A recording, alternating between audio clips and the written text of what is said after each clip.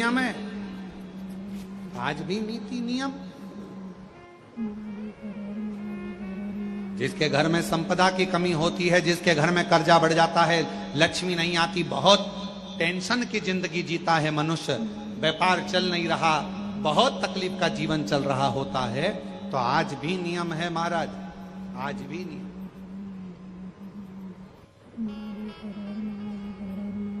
कि सोमवार शुक्रवार ये 2 बार ऐसे हैं, इन 2 बार को यदि कटोरी में थोड़ा सा शहद रखकर, मधु रखकर यदि लक्ष्मी जी का स्मरण किया जाए और माता लक्ष्मी जी का स्मरण कर कर एक लाल पुष्प उस कटोरी के सम्मुख में माता लक्ष्मी का नाम लेकर रखा जाए और बाद में वही शहद, वही मधु और वही पुष्प सोमवार का दिन और शुक्रवार के दिन लक्ष्मी का पूजन कर कर, स्मरण कर कर, दूसरे दिन शुक्रवार के दिन पूजन करें, शनिवार के दिन उस मधु का, उस पुष्प का विसर्जन करें, सोमवार के दिन पूजन करें लक्ष्मी जी का स्मरण कर कर, और मंगलवार के दिन अगर विसर्जन करें, 5 या 7 सोमवार या शुक्रवार को यदि आप मधु का भोग लक्ष्मी जी को लगाना प्रारंभ कर दें, शिव का नाम स्मरण कर कर, तो उसके घर में कभी संपदा की कमी नहीं होती, लक्ष्मी उस संपदा को बढ़ाती। और हम तो यहां तक कहेंगे, प्रयास करो, अगर आपके घर में छोटा सा शिवलिंग विराजमान है, आपके घर में अगर छोटा सा शंकर जी का शिवलिंग है, छोटा सा शंकर भगवान का शिवलिंग है, या आपके घर में कुबेरेश्वर धाम का कंकर है, और आपके घर में यदि शंकर भगवान का शिवलिंग है, या सीहोर का रुद्राक्ष हो, या शंकर भगवान का शिवलिंग हो, या कंकर शंकर हो, तो निवेदन है जहां पर भी शिवलिंग आपके घर में विराजमान है, अगर छोटी सी कटोरी में एक बेलपत्र को आप नीचे रखिए, छोटी सी कटोरी उस बेलपत्र के ऊपर रखकर उसमें थोड़ा सा मधु, शहद, शंकर भगवान की साक्षी में शिव जी के सामने अगर शुक्रवार की शुक्रवार रखना प्रारंभ कर दो, धीरे धीरे संपदा की वृद्धि अपने आप होना प्रारंभ होगा। शुक्रवार के दिन बेलपत्री के वृक्ष के नीचे बैठकर घृत का दिया लगाकर शरीर में जो रोग है उसका स्मरण कर कर, शंकर जी से विनय कर कर, हे भोलेनाथ, आपने शुक्र देवता को संजीवनी मंत्र दिया है, तो क्या आप मेरे को वो मंत्र प्रदान नहीं करोगे? मेरे रोग, मेरी बीमारी, मेरे दुख को आप नहीं हरोगे? शिव से कहो, ये शरीर आपने दिया है और भजन करने के लिए दिया है, स्मरण करने के लिए दिया है, कीर्तन करने के लिए। यह स्कंद पुराण कहती है महाराज कि भगवान नारायण स्वयं इस जड़ के नीचे अपना विश्राम करते हैं महाराज, इस जड़ के नीचे। प्रयास करा करो, 1 चुटकी हल्दी, कितनी? मात्र 1 चुटकी हल्दी आंवले के वृक्ष के नीचे भगवान हरि हर महादेव के नाम से रखकर उस पर पूर्व मुख कर कर, पूर्व की ओर मुख कर कर जल समर्पित करना प्रारंभ कर दीजिए। आप अगर प्रयास करेंगे, शुक्रवार की शुक्रवार करें, या नवमी की नवमी करें, अष्टमी की अष्टमी करें, प्रदोष की प्रदोष कर लें। मन जब 2 होने लगे तब एक श्वेत पुष्प लेकर उस सफेद पुष्प में थोड़ा सा हल्दी और कुंकू का लेपन कर कर किसी भी शंकर के मंदिर में, शंकर के शिवलिंग पर यदि ब्रह्मेश्वर महादेव का नाम लेकर उस फूल को, पुष्प को समर्पित किया जाता है, फूल को चढ़ाते समय, फूल जब समर्पित किया जाता है तो फूल का जो मुख है, जैसे ये डंडी है फूल की, और फूल का जो मुख है, जहां आप बैठे, इधर बैठे हैं तो इधर, उधर बैठे हैं तो उधर, इधर बैठे हैं तो इधर, फूल का मुख अपनी ओर होना चाहिए। उस भगवान शंकर के शिवलिंग पर ब्रह्मेश्वर महादेव का नाम लेकर यदि वो श्वेत पुष्प, हल्दी और कुंकू लगाकर समर्पित करा जाता है, तो व्यक्ति का मन बार बार डामाडोल नहीं होता और वो एकाग्र चित्त होकर अपनी मंजिल तक पहुंच जाता है। वो ब्रह्मेश्वर एक पात्र में जल और दूध ले लीजिए, शुक्रवार का दिन। तो कहोगे गुरुजी ये कथा कहां से निकाल के लाए हो? तो विष्णु पुराण में से आप उसको स्मरण कर सकते हो। काय में से? विष्णु पुराण में से। एक पात्र में देसी गाय का दूध, जल उसमें रखकर, और आपके अगर लड्डू गोपाल हो, यदि आपके घर में ठाकुर जी हो, लड्डू गोपाल हो, विष्णु जी का कोई स्वरूप हो, श्री हरि का कोई स्वरूप हो, तो उस पर शुक्रवार के दिन आप संध्या के समय पर दुर्वा डालकर उस दुर्वा से अगर लक्ष्मी जी के नामों का 108 बार उच्चारण कर कर, घी का दिया लगाकर, कैसर के चावल साथ में रखकर केवल उस जल का और दूध का मात्र छींटा देते हो, तो उसके घर में कभी लक्ष्मी की कमी नहीं आ सकती, संपदा बढ़ती चली जाती है।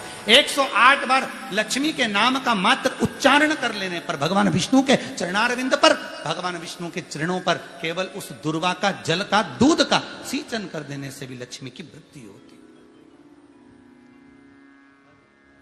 लक्ष्मी देती, दुर्वा बढ़ती है। और दुर्वा का एक बहुत सुंदर गुण है महाराज, बहुत सुंदर गुण है दुर्वा का। जहां पर उसके भीतर गांठ आती है ना, वहां से 2 रास्ते बना देती है। बोलो बनाती कि नहीं बनाती? कभी दुर्वा देखी होगी आपने? जहां गांठ आई वहां 2 रास्ते बनाएगी, फिर गांठ आई फिर 2 रास्ते बनाएगी, फिर गांठ आई फिर 2 रास्ते बनाएगी। दुर्वा का क्रम ऐसा है कि हम भगवान को दुर्वा क्यों देते हैं, उसका कारण यह है कि मान लो हे परमात्मा, हे शंभु, हे गणेश, हे प्रभु नारायण, अगर मान लो मेरा एक रास्ता चलते चलते गांठ पड़ जाए, एक रास्ता मेरा बंद हो जाए, तो वहां से मेरे दूसरे रास्ते खोल देना। इसलिए दुर्वा भगवान को समर्पित करी जाती है। दुर्वा को समर्पित करने का क्रम ही यही है कि मेरे मार्ग खुल जाए, मेरी राह खुल जाए, मेरा मार्ग चारों तरफ खुलता चले। दुर्वा नीचे की ओर चलते चलते मार्ग खोलती चली जाती है।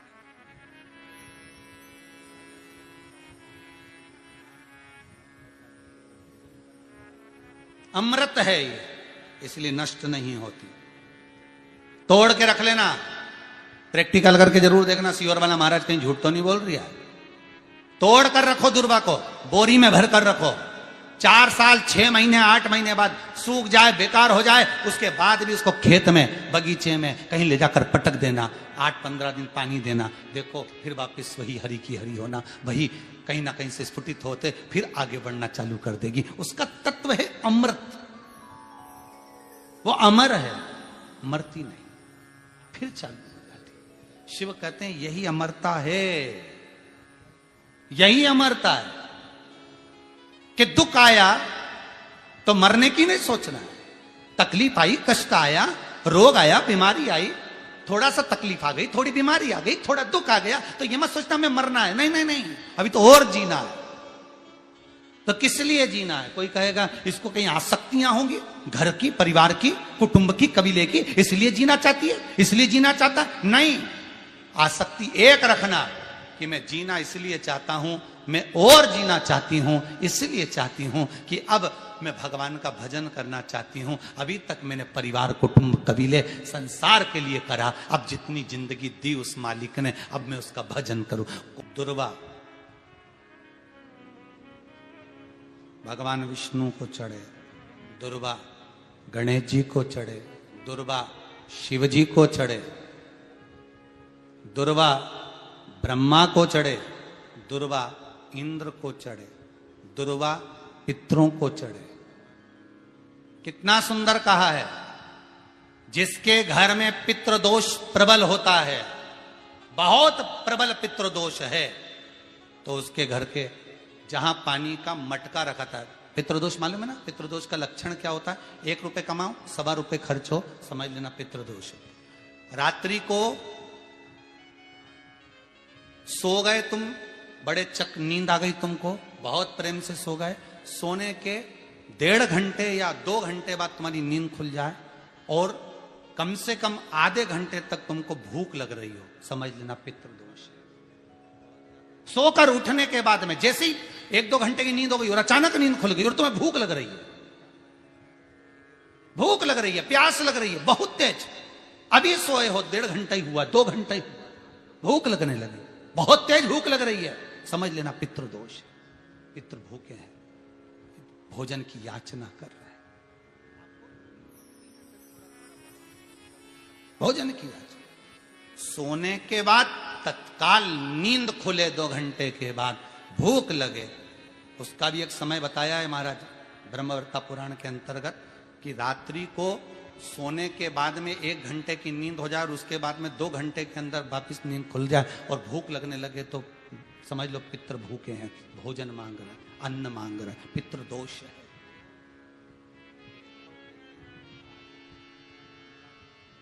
पितृदोष का कुछ कुछ वर्णन किया गया है। घर में एक पात्र के चक्कर में, एक बेडशीट के चक्कर में, एक सामान के चक्कर में विवाद हो रहा है तो समझ लो पितृदोष है। 1 रुपया कमाया, सवा खर्च हो रहा है, पितृदोष है।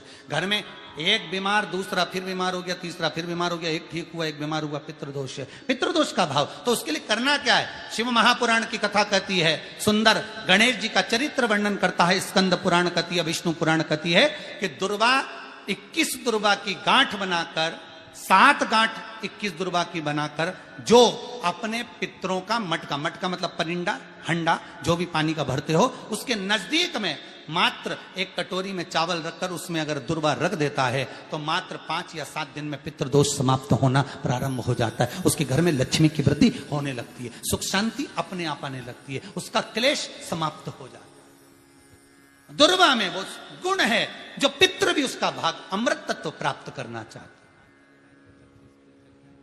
अमृत देना चाहते। और सरल भाषा में समझिए, जिसकी फैक्ट्री नहीं चल रही हो,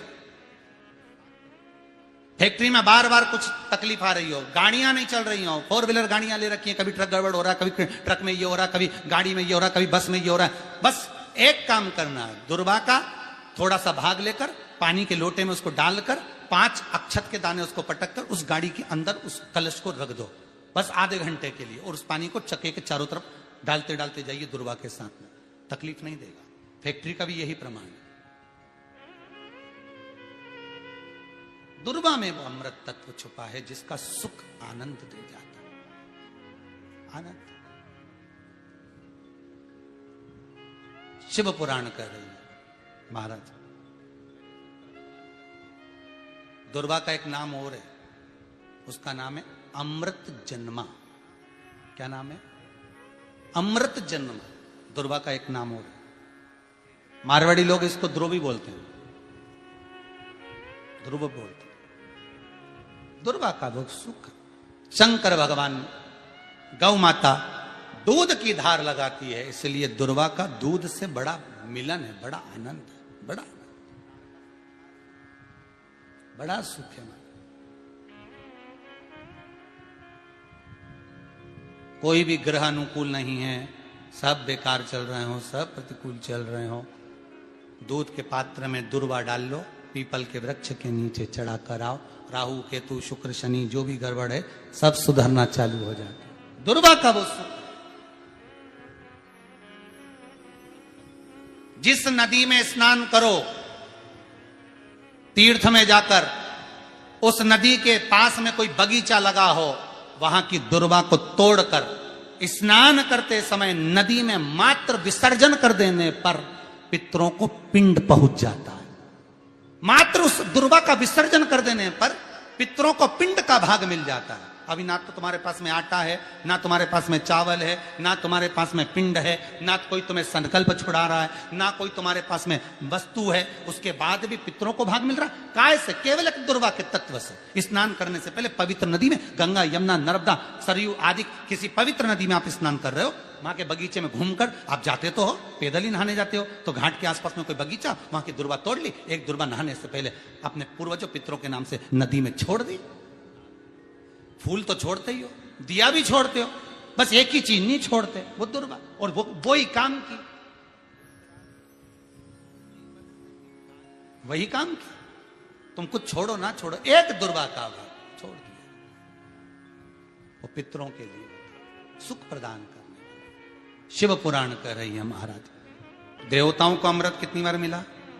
1 बार। दुर्वा को अमृत कितनी बार मिला? जम के बोलिए, 5 बार। कार्य सिद्धि के लिए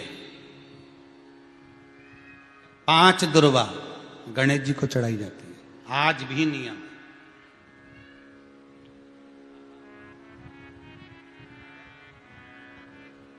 कभी आपको मौका मिला हो और आपने रावण संहिता पढ़ी हो, कौन सी संहिता? रावण संहिता। क्योंकि रावण शिव का उपासक था, भजन करने वाला था। शिव तांडव स्तोत्र आज भी लोग रावण का एक आनंद में पढ़ते। तो शिव का उपासक है रावण, शंकर का उपासक। विद्वान भी था, ज्ञानवान भी था। वो तो देवता के हाथ से मरना था उसको, इसलिए उसने मांगा ही यही था। जो मांगा वो मिला।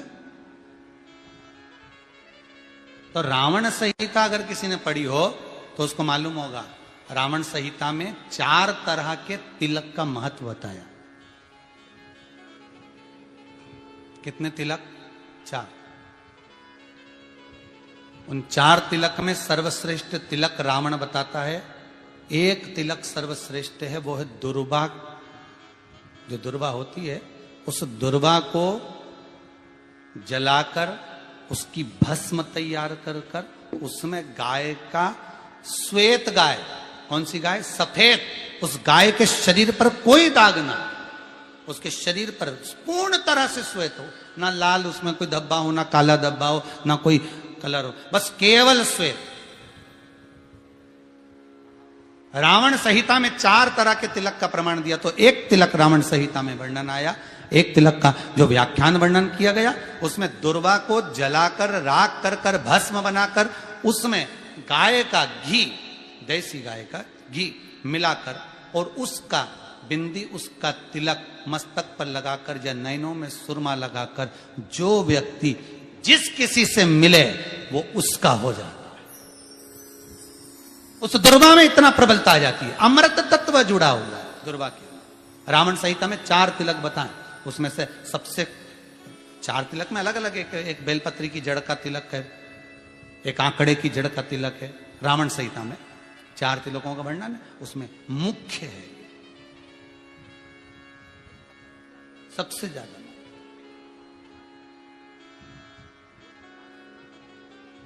हम तो कहेंगे, अगर मान लो वैसे तो नौकरी करने जाओ, सर्विस करने जाओ तो आंख में काजल लगा कर जा नहीं सकते, नहीं तो लोग ही कह देंगे कहां से आया है। मालूम पड़े तुम नौकरी के लिए इंटरव्यू देने जाओ और आंखों में काजल लगा के चले जाओ, तो फिर भी एक प्रयास करना, फिर भी एक प्रयास करना, उस दुर्वा का जो काजल बनाओ, मूछे हो, दाढ़ी हो, कहीं कहीं पर भी उसकी एक बिंदी लगाकर चले जाओ, वो असर करेगी और आपको वो जॉब मिल ही जाएगा, ये पक्का है। उसमें आकर्षण होता है। दुर्वा आकर्षण का केंद्र करती है। आपको कभी आपके नयनों में दर्द हो रहा हो, जलन हो रही हो, तो आप दुर्वा, हरी भरी दुर्वा हो, वहां थोड़ी देर चलने का प्रयास करिएगा, आपके नेत्रों का विकार समाप्त हो जाएगा। दुर्वा में वो एक सुख है, वो अमृत छुपा हुआ, और एक बार का अमृत नहीं, 5 बार का अमृत दुर्वा के अंदर।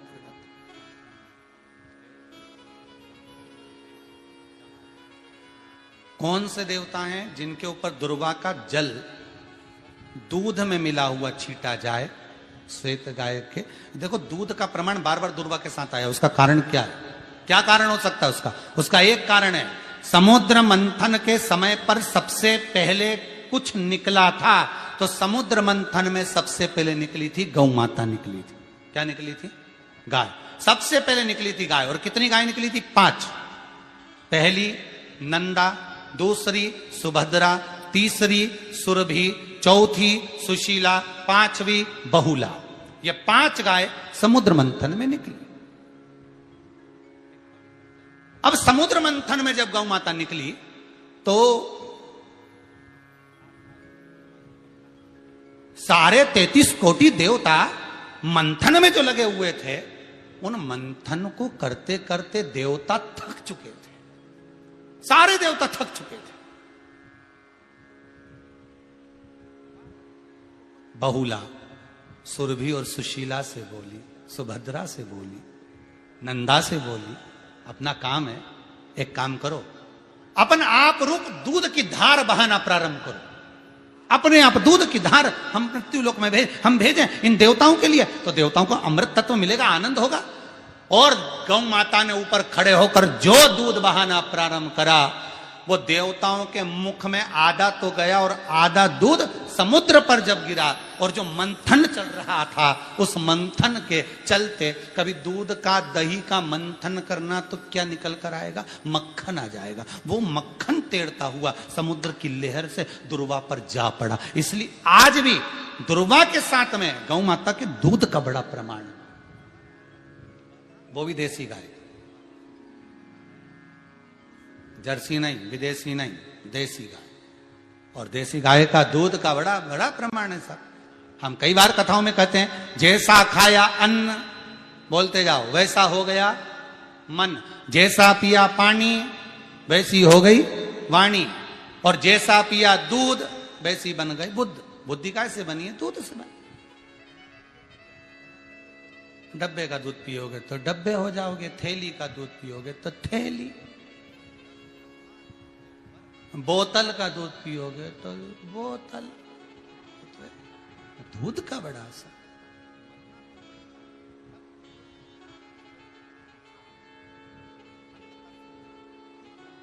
गौ माता के दूध का कहा, एक पात्र में जल और दूध ले लीजिए, शुक्रवार का दिन।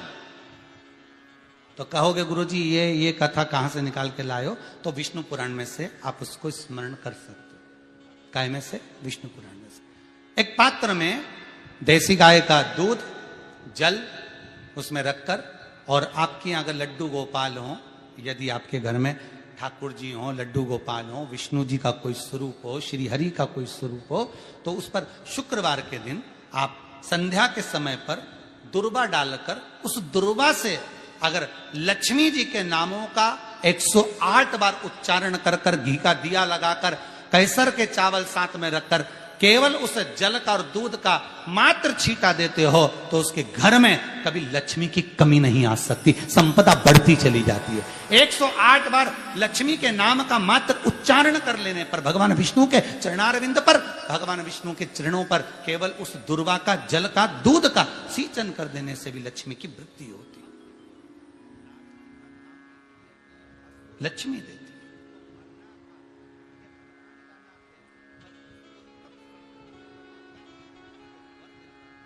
दुर्वा बढ़ती है। और दुर्वा का एक बहुत सुंदर गुण है महाराज, बहुत सुंदर गुण है दुर्वा का। जहां पर उसके भीतर गांठ आती है ना, वहां से 2 रास्ते बना देती है। बोलो बनाती कि नहीं बनाती? कभी दुर्वा देखी होगी आपने। जहां गांठ आई वहां 2 रास्ते बनाएगी, फिर गांठ आई फिर 2 रास्ते बनाएगी, फिर गांठ आई फिर 2 रास्ते बनाएगी। दुर्वा का क्रम ऐसा है कि हम भगवान को दुर्वा क्यों देते हैं, उसका कारण यह है कि मान लो, हे परमात्मा, हे शंभु, हे गणेश, हे प्रभु नारायण, अगर मान लो मेरा एक रास्ता चलते चलते गांठ पड़ जाए, एक रास्ता मेरा बंद हो जाए, तो वहां से मेरे दूसरे रास्ते खोल देना। इसलिए दुर्वा भगवान को समर्पित करी जाती है। दुर्वा को समर्पित करने का क्रम ही यही है कि मेरे मार्ग खुल जाए, मेरी राह खुल जाए, मेरा मार्ग चारों तरफ खुलता चले। दुर्वा नीचे की ओर चलते चलते मार्ग खोलती चली जाती है।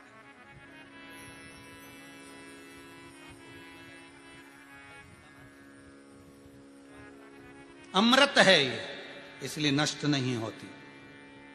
तोड़ के रख लेना, प्रैक्टिकल करके जरूर देखना, सियोर वाला महाराज कहीं झूठ तो नहीं बोल रही है। तोड़ कर रखो दुर्वा को, बोरी में भर कर रखो। 4 साल 6 महीने 8 महीने बाद सूख जाए, बेकार हो जाए, उसके बाद भी उसको खेत में, बगीचे में कहीं ले जाकर पटक देना, 8-15 दिन पानी देना, देखो फिर वापस वही हरी की हरी होना, वही कहीं ना कहीं से स्फुटित होते फिर आगे बढ़ना चालू कर देगी। उसका तत्व है अमृत, वो अमर है, मरती नहीं, फिर चालू हो जाती। शिव कहते हैं यही अमरता है, यही अमरता है कि दुख आया तो मरने की नहीं सोचना है। तकलीफ आई, कष्ट आया, रोग आया, बीमारी आई, थोड़ा सा तकलीफ आ गई, थोड़ी बीमारी आ गई, थोड़ा दुख आ गया, तो ये मत सोचना हमें मरना है। नहीं नहीं नहीं, अभी तो और जीना है। आया दरवाजे तक रोग, आया दरवाजे तक बीमारी, आया दुख दरवाजे तक, दुख क्यों ना आएगा? हमारे पूर्व का कर्म है तो दुख तो मिलना ही है। कोई महाराज जी तुमसे कह दे कि तुम्हें दुख ही नहीं आएगा, मैं बैठा हूं, तो महाराज जी से कहते ना तुम्हारे चरण कहां हमें बता दो, क्योंकि दुख तो आएगा। जैसी करनी वैसी करनी। जो पूर्व में कर कर आए हो, भले आज तुम किसी को दुख नहीं दे रहे, भले आज तुम किसी को तकलीफ नहीं दे रहे, पर पूर्व का कर कर आए हो वो तो भोगना पड़ेगा। दो कारणों से मनुष्य का शरीर मिलता है, एक कर्म का भोग भोगने के लिए, दूसरा भगवान का भजन करने के लिए। भजन भी करो और दुख भी भोगो। जो मिला है किस्मत में, बड़े प्रेम से मिला, ना जाने क्यों मिला इतना दुख, उसका कारण होगा। वो कारण को ढूंढना बाद में, अपने को ढूंढने की जरूरत भी क्या, अपन तो भजन करो, भजन करोगे तो दुख कटेगा। मंदिर जाने से दुख नहीं कट रहा, दुख कैसे कट रहा है? मंत्र जपने से, नाम जपने से, राम कहने से, कृष्ण कहने से, शिव कहने से, भवानी कहने से। मंत्र जितना जपोगे उतना दुख कटता चले जाएगा, उतना दुख कटेगा।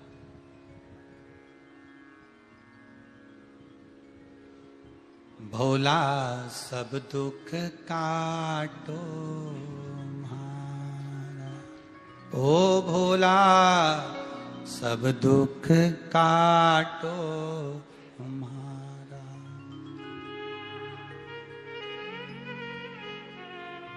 शिव शंकर जपूं तेरी माला, भोला। जैसे व्यक्ति का कोई काम नहीं हो रहा हो, बहुत दिन से लगे, बहुत समय से लगे, ये काम हो ही नहीं रहा, तो शंकर जी का नाम को उल्टा कर कर जपना चालू कर दो। नमः शिवाय ओम। आपको लगे कि आपके घर में शांति बिल्कुल नहीं है, क्लेश बहुत ज्यादा है, बहुत ज्यादा तकलीफ, हमारे घर में कुछ न कुछ जरा सी बात पर विवाद होता ही है, तो प्रयास करिएगा कि आप काली तिल थोड़ी सी, एक काली मिर्ची और 7 लौंग, क्या क्या तिल चीजें हैं, काली तिल, काली मिर्ची, 7 लौंग, केवल ये हथेली में रखकर अपना नाम और गोत्र बोलकर अपने दरवाजे से बाहर निकलकर किसी भी शंकर के मंदिर को समर्पित करिए। शिव पे नहीं चढ़ाने दें तो शंकर की चौखट पर रखें। महाराज, घर में कभी क्लेश नहीं होगा, बिल्कुल शांति, सहजता, प्रेम, आपस। भगवान देवाधिदेव महादेव को जल चढ़ाते हैं, उसके 5 अलग अलग तरीके हैं। बहुत सावधानी से सुनना कथा, आपकी और हमारी जिंदगी की सार्थकता को सिद्ध करने वाली कथा। आज पंजाब की इस पवित्र भूमि पर अगर यह प्रसंग निकला है तो इसको आप अगर सुनेंगे तो आपका जीवन सार्थक होगा। शिव जी को 5 तरह से जल चढ़ाने का तरीका है। जैसे पंचामृत होता है, दूध, दही, शहद, घी, शक्कर, ये सब पंचामृत के अंतर्गत आते हैं, उसी तरह शंकर जी को 5 तरह से जल चढ़ाने का क्रम वर्णित किया गया। अब उसको समझेंगे, बहुत सावधानी से समझिएगा। पहला, जल लेकर आए, सीधे डायरेक्ट शंकर भगवान के शिवलिंग पर चढ़ा दिया, यह प्रथम जल का चढ़ाने का तरीका। दूसरा,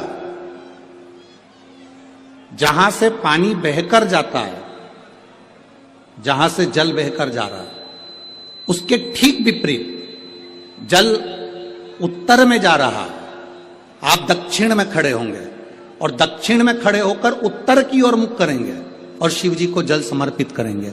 यह रोग मुक्ति करने वाला है और हमारे रोग पर हमें विजय प्रदान करने वाला है। यह जल चढ़ाने का तरीका। एक, सीधे मंदिर में गए, लोटा भर कर जल उठाया, शिव जी को चढ़ा दिया। दूसरा जल, जहां से पानी बहता है, शिव जी का चढ़ा हुआ जल जहां से बहकर जाता है, उसके ठीक विपरीत में शिव जी का जल इधर जा रहा है तो तुम यहां खड़े हो, तुम यहां बैठो, यहां मत बैठना, यहां मत बैठना, इधर बैठो। अगर रोग का निवारण है तो यहां बैठकर। तीसरा, अशोक सुंदरी से जल चढ़ाते चढ़ाते शिवलिंग तक लेकर जाना और शंकर भगवान के शिवलिंग पर पूर्ण जल समर्पित करना। यह तीसरा तरीका, यह कार्य की सिद्धता के लिए। हम जब किसी से आस न लगाकर परमात्मा से विनती करते हैं तो वो विनती करने का तरीका। तीसरा। चौथा, शिव जी पे चढ़ा हुआ जल 5 जगह पर समर्पित करना। गणेश जी, कार्तिकेय, अशोक सुंदरी, शिवलिंग और जलाधारी। ये चौथा क्रम है। जब का तरीका, शिव जी को हम जो जल चढ़ाते हैं उसका एक तरीका भी हमारी जिंदगी में अगर हमने उसको स्मरण में रख लिया तो हमारी कार्य की सिद्धता को सिद्ध कर देता है, हमें सफलता की ओर लेकर चले जाता है। सीधे जल चढ़ाना, दक्षिण में बैठकर उत्तर की ओर मुख कर कर जल चढ़ाना, अशोक सुंदरी से लेकर शिवलिंग तक जल चढ़ाना, 5 स्थान पर गणेश, कार्तिकेय, अशोक सुंदरी, जलाधारी, शिवलिंग पर जल चढ़ाना 5 स्थान पर, ये चौथे नंबर का। और 5वां जल समर्पित करना,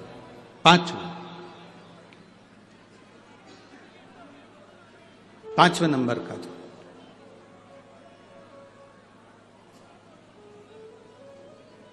शिव जी को 5 नंबर का जो जल आता है, जो जलाधारी है, ऊपर जिसमें पानी भरा रहता है और नीचे एक एक बूंद टपकता रहता, जलाधारी में जल समर्पित कर कर उसी जल को बचाकर अशोक सुंदरी वाली जगह पर थोड़ा सा चढ़ाकर उसी में से जल शिवलिंग पर जब हम समर्पित करते हैं तो हम जिस कार्य के लिए जा रहे हैं वो कार्य सफल हो